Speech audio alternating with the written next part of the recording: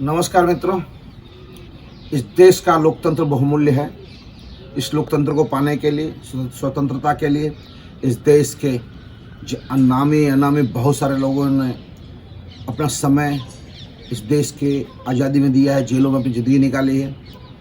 और पिछले 75 साल में इस लोकतंत्र को संभालने के लिए, इस लोकतंत्र को जिंदा रखने के लिए, इस लोकतंत्र में एक लोकतंत्र की व्यवस्था जहां हैप्पीनेस इंडेक्स, लोगों की सफलता, लोगों को सही अर्थ में लगे कि कैसे डेमोक्रेटिक कंट्री में रह रहे हैं जहां पे न्याय का राज है, उसके लिए बहुत सारे लोगों ने लड़ाइयाँ लड़ी।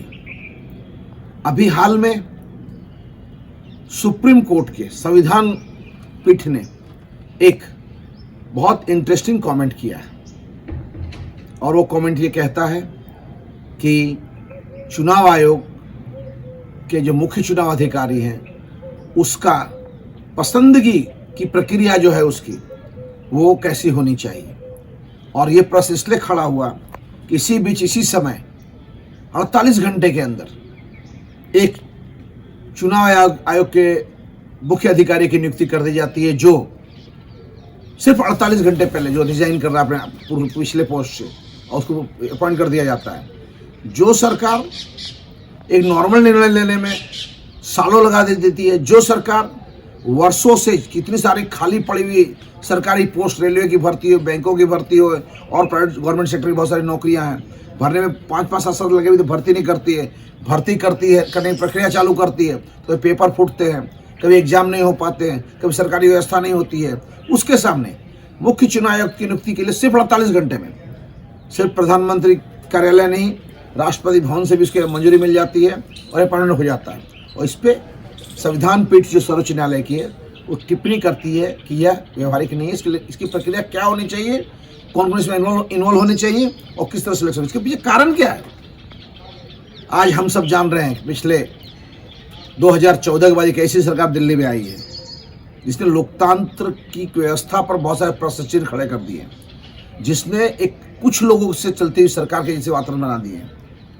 ऐसे समय में इस देश की लोकतांत्रिक प्रक्रिया में जो चुनाव प्रक्रिया, उस चुनाव प्रक्रिया में खास करके जिस तरीके से अव्यवस्था, कहीं कहीं अविश्वास खड़ा हुआ है। आज कॉमन मैन सोचता है कि मैंने इलेक्शन लड़ा, मैंने इलेक्शन में भाग लिया, मैंने मतदान किया, मैंने वोट दिया, तो वोट कहाँ गए। और घूमते घूमते जो कहने प्रश्न जो है शक की सोई ईवीएम मशीन पे जाती है। क्या इस ईवीएम मशीन का कोई सॉल्यूशन नहीं है? क्या इस ईवीएम मशीन के अलावा की जगह हम बैलेट पेपर पर नहीं जा सकते? जब आप बैलेट पेपर की बात करते हो तो जो ईवीएम के लाभार्थी हैं, ईवीएम के कारण सरकारें बनाते हैं, वो ऐसी बातें करते हैं कि इससे पर्यावरण को नुकसान होगा। जो पेपर है, बैलेट पेपर, बहुत बड़ी स्टेशनरी खा जाएगा, इसमें बहुत सारे पेड़ों को और लुगदी इन सब का नुकसान होगा, इसलिए अपने बैलेट पे नहीं जाना चाहिए। तो मेरे पास एक सॉल्यूशन है, वो ईवीएम के रहते हुए सॉल्यूशन है।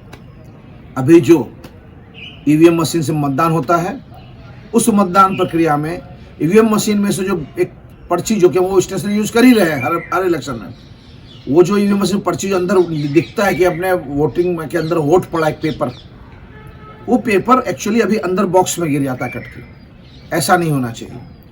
वो जो मशीन के अंदर गिर रहा है वो बॉक्स एक्चुअली बाहर निकलना चाहिए। जब वोटर है वोट डालता है, जब मतदाता वोट डालता है, तो वो बाहर, वो स्लिप बाहर निकलनी चाहिए। वीवीपैट जिसको बोलते हैं, वीवीपैट का स्लिप बाहर निकलना चाहिए। उस स्लिप को हाथ में लेकर के वोटर को कॉन्फिडेंस आना, देखो मैंने जिसको वोट दिया वो वोट इसमें आ गया है। और फिर वो स्लिप जो है वो बगल में पड़े खाली एक अलग बॉक्स में डाला जाना चाहिए।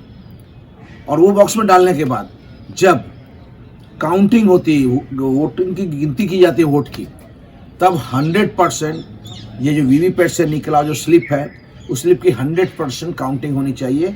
कोई ईवीएम मशीन काउंटिंग करने की जरूरत नहीं है। वो 100% वीवीपैट की काउंटिंग हो, जिससे ये सॉल्यूशन आ जाएगा कि मतदार ने जब मतदान किया, वोटर से जब वोट दिया, तो उसने स्लिप में देखा कि हाँ उसने जिसको वोट दिया वो नाम वही चुनाव चिन्ह उसके अंदर में है, और उसका वही वोट जो पेपर है वो वीवीपैट है, वो बॉक्स में डाल रहा है। जो बॉक्स बाद में सामने वोट खत्म होने का सील किया जाता है, उसमें डाल दिया गया, और उस बॉक्स का ही 100% काउंटिंग किया जाए, तो मैं मानता हूँ कि ये अपने को कोई भी टाइप की बैलेट पेपर की जरूरत नहीं है।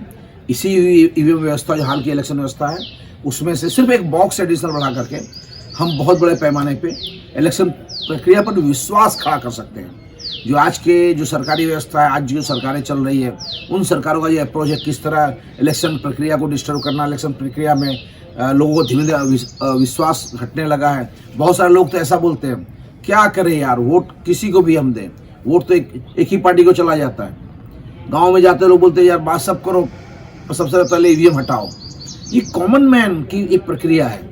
तो इन सब प्रक्रिया से और इस दुनिया के सबसे महान लोकतंत्र में फिर से विश्वास, राजनीतिक प्रक्रिया में विश्वास डालने के लिए यह कार्य बहुत जरूरी है कि हम इस पूरे सिस्टम को फिर से वीवीपैट का बाहर निकाल के चेक करें, इस प्रक्रिया को पूरा करें और उसका उसको बॉक्स में डालें, उसका 100% काउंटिंग करें। तो मैं समझता हूँ कोई भी अपने को बैलेट पेपर लाने की जरूरत नहीं है। इसी व्यवस्था से हम एक फ्री एंड फेयर और लोगों को विश्वास आ सके ऐसा लोकतंत्र व्यवस्था और सरकार बना सकेंगे। वरना आज जितनी भी सरकारें बनती है लोगों का विश्वास आता है कि इसमें कुछ गड़बड़ है, गड़बड़ किया हो कि ना हो, बड़ी गड़बड़ है, ऐसा ही विश्वास आता है। लेकिन इससे बाहर निकलने के लिए और इस महान लोकतंत्र की रक्षा के लिए, गांधी और सरदार के सपनों को पूरा करने के लिए ये बहुत जरूरी है कि हम एक सिर्फ एडिशनल बॉक्स ऐड करके इस प्रक्रिया को पूरा करें।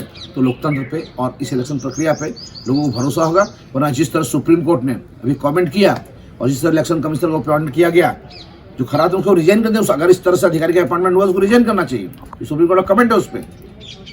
मगर हम जानते हैं कि अपने लोगों को रख के अपनी तरीके से काम कराने के लिए जो सत्ताधारी सरकार है वो गलत दुरुपयोग करती है। इन सब से बचने के लिए हमें इस प्रक्रिया में जाना चाहिए। ये मेरा सुझाव है। जय हिंद।